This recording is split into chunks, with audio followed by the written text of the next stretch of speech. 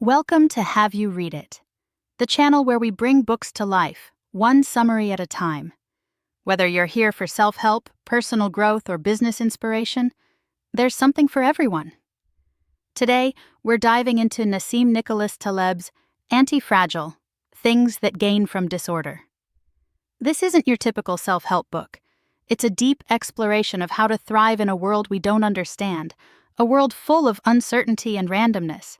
It's about moving beyond resilience and robustness into a state where disorder and stressors actually make us stronger. Now, the central idea in Antifragile is a simple one, yet it's been missing from our vocabulary and our understanding of the world: the concept of antifragility itself. Taleb introduces this term to describe systems that don't just resist shocks, but actually benefit from them. He contrasts the antifragile with the fragile, which is harmed by disorder, and the robust, which is indifferent to it. Think of it this way: a fragile package needs to be handled with care, a robust package can withstand some bumps, but an anti-fragile package would actually benefit from being mishandled. Taleb uses vivid imagery and mythological metaphors to illustrate this triad of fragility, robustness, and anti-fragility. Damocles, with the sword hanging over his head, represents fragility, always threatened by the unexpected. The phoenix, rising from its ashes, embodies robustness, returning to its original state after a setback.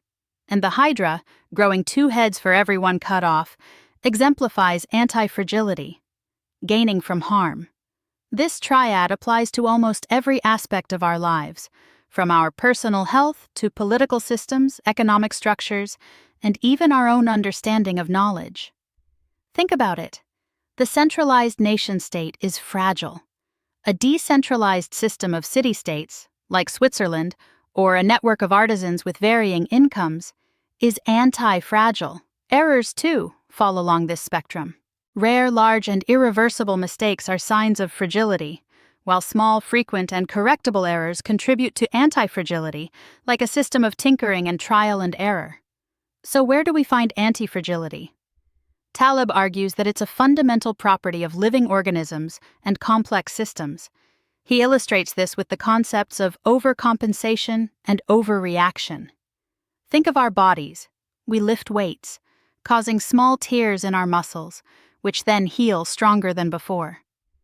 This is an example of overcompensation, a type of redundancy that prepares us for future stress. The same logic applies to innovation and sophistication. As the ancients observed, hardship often sparks ingenuity. Necessity is the mother of invention. Even love and hate, in their most obsessive forms, exhibit antifragility, thriving on obstacles and attempts to extinguish them. Information itself is antifragile, feeding on attacks and attempts to suppress it.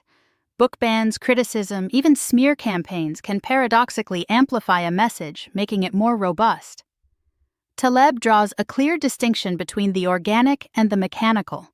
Our bodies, like a cat, are anti-fragile, adapting and growing stronger from stressors. A washing machine, on the other hand, is robust at best. It can withstand normal use, but too much stress will break it. The same applies to complex systems, like the economy or a society. These systems are not machines that need constant fixing.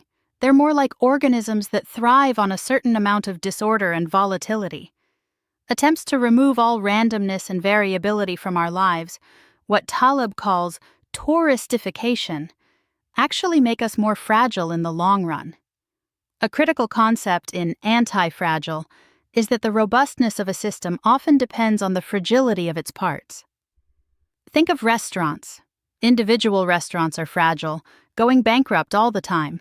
But this very fragility contributes to the anti-fragility of the restaurant business as a whole, leading to innovation, better quality, and more choices. The same logic applies to evolution. Individual organisms are fragile, but the gene pool benefits from this fragility, allowing for adaptation and survival of the fittest. Even errors, the mistakes we make, can contribute to the anti-fragility of the collective. Every plane crash, though tragic, makes the next flight safer, leading to improvements in the system. This brings us to a crucial point: modernity's denial of antifragility. Taleb argues that our modern obsession with order, control, and prediction is actually making us more vulnerable. By suppressing natural variations and fluctuations, we're creating systems that are fragile to unexpected shocks. Think of the 2008 financial crisis, a product of Alan Greenspan's attempts to eliminate the boom-bust cycle. Or consider the example of overprotective parents shielding their children from every possible harm, only to make them less resilient and adaptable in the long run. Taleb introduces two categories of randomness: mediocristan and extremistan. Mediocristan represents the world of averages, where extreme events play a negligible role. Your height, weight, and calorie intake are from mediocristan. Extremistan, on the other hand, is the world of extremes, where a single observation can significantly impact the aggregate. Wealth, book sales, and social media followers are from extremistan. Modernity's mistake is to apply mediocristan thinking to extremistan domains, leading to massive miscalculations and fragilities. The central metaphor for this misunderstanding is the turkey problem. A turkey, fed every day by the butcher, becomes increasingly confident that the butcher loves it, until Thanksgiving arrives. The turkey's mistake is to project past stability into the future, ignoring the possibility of a black swan event. Taleb argues that we're all turkeys to some extent, particularly when it comes to complex systems like the economy or political structures. We mistake absence of evidence of harm for evidence of absence, leading us to build fragile systems that are vulnerable to unexpected shocks. A key takeaway from Antifragile is the importance of skin in the game. Taleb argues that ethical behavior is deeply connected to personal risk.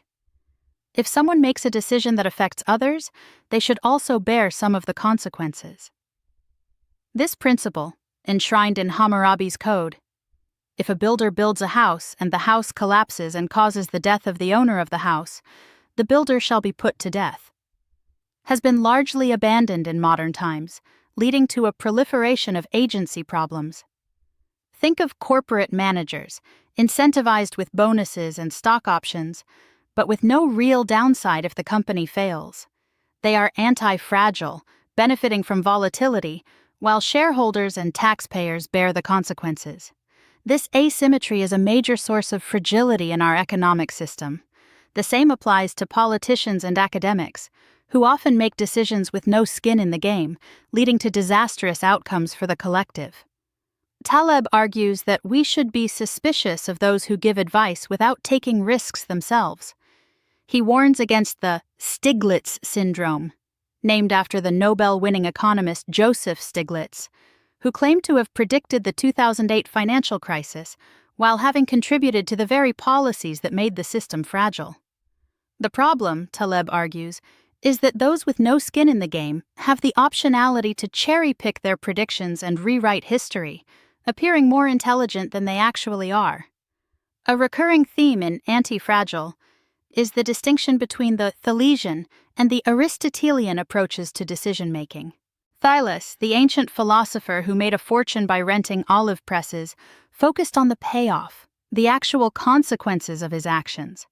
Aristotle, on the other hand, emphasized logic and the true-false distinction.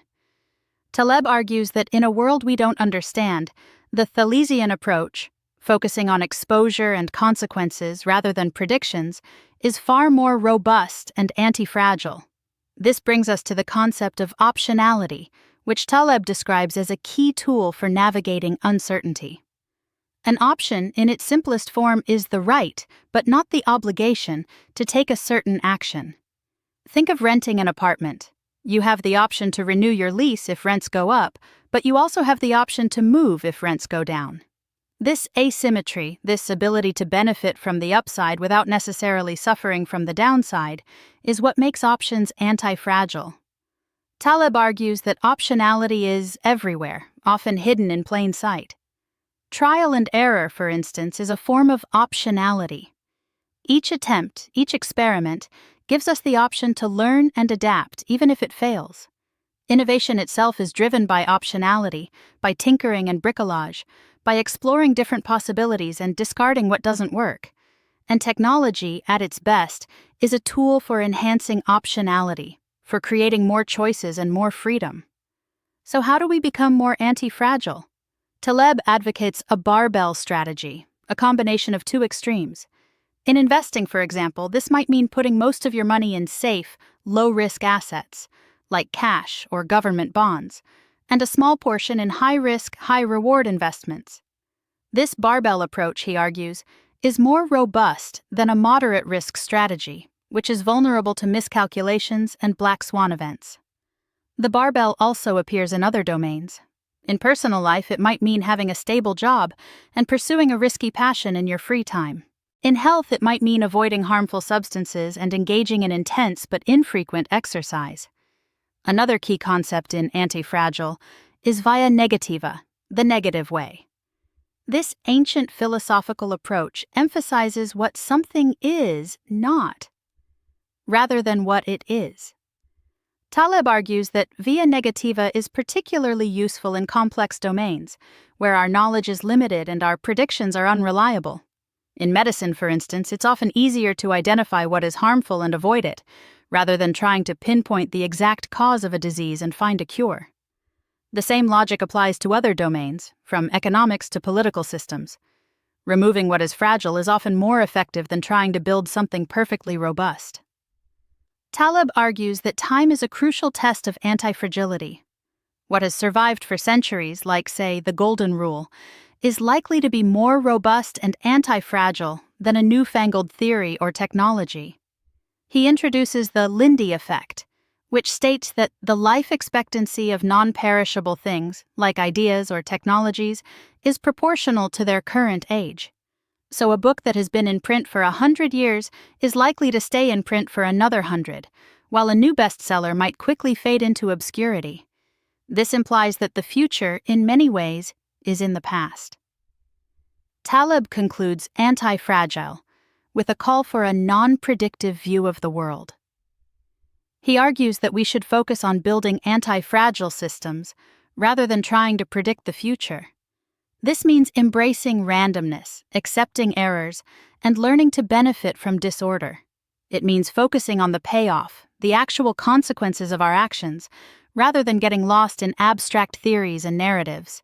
It means having skin in the game, taking responsibility for our decisions, and being accountable for the risks we impose on others. Thanks for watching. Have you read it? Make sure to give this video a thumbs up and hit that subscribe button so you never miss our next book dive.